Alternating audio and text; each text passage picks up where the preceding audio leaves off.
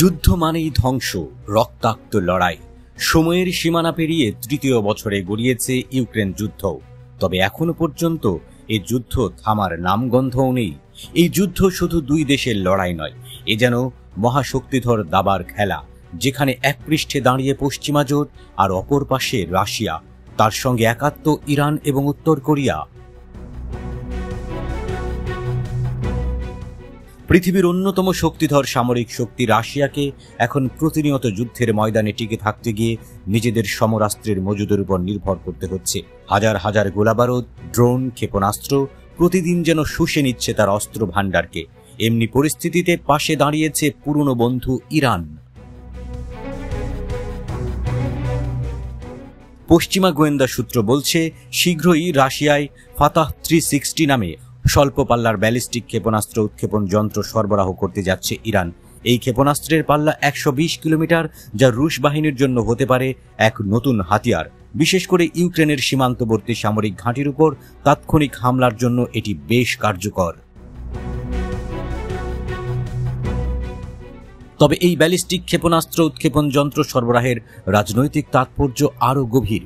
এটি শুধু এক অস্ত্র চুক্তি নয়, বরং মস্কো এবং তেহরানের মধ্যে ক্রমবর্ধমান নিরাপত্তা সম্পর্কের এক স্পষ্ট ইঙ্গিত। মার্কিন গোয়েন্দা সংস্থা জানায়, আগের 9টি জাহাজে করে ইরান এই ক্ষেপণাস্ত্র পাঠিয়েছিল, তবে তখন উৎক্ষেপণ যন্ত্রগুলো আসেনি। এখন সেই অনুপস্থিতি অংশ পূরণ হতে চলেছে।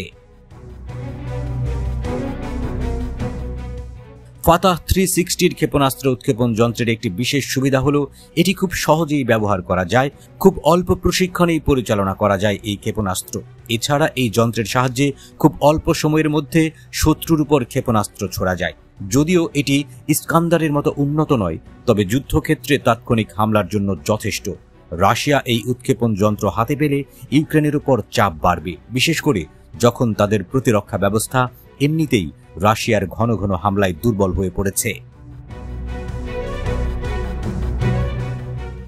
রাশিয়াকে ইরানের পক্ষ থেকে সমরাস্ত্র সরবরাহ করার ঘটনা এবারই প্রথম নয়। ইউক্রেন যুদ্ধের পর থেকেই রাশিয়াকে উন্নত প্রযুক্তির ড্রোন সহ অন্যান্য গোলাবারুদ সরবরাহ করে আসছে বন্ধু রাষ্ট্র ইরান। ফ্রন্টলাইনে ইরানি সমরাস্ত্র ব্যবহার করে রুশ সেনারা ইউক্রেনের সেনাদের কোণঠাসা করার খবর আগে থেকেই গণমাধ্যমে উঠে আসে।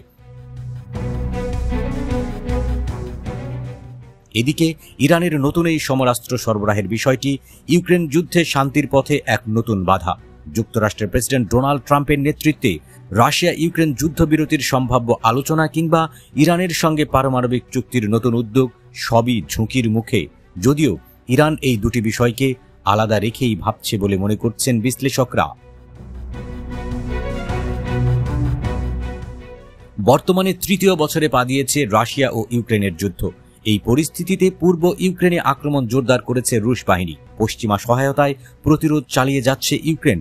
রাশিয়ার গোলাবারুদের ঘাটতি স্পষ্ট হলেও ইরান সহ মিত্রদের সহায়তায় আগ্রাসন অব্যাহত রেখেছে পুতিন বাহিনী।